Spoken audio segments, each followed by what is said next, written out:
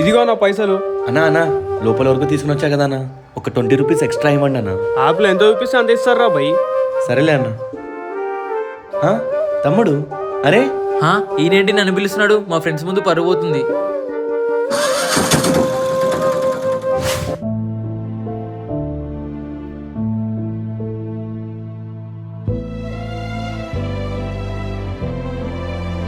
ఇచ్చేస్తానన్న, 2000 కదా. అబ్బా ఇప్పుడు డబ్బులు ఎలా సెట్ చేయాలో అర్థం కావట్లేదే, ఎవరిని అడిగాను? ఈ డబ్బులు ఎక్కడివి?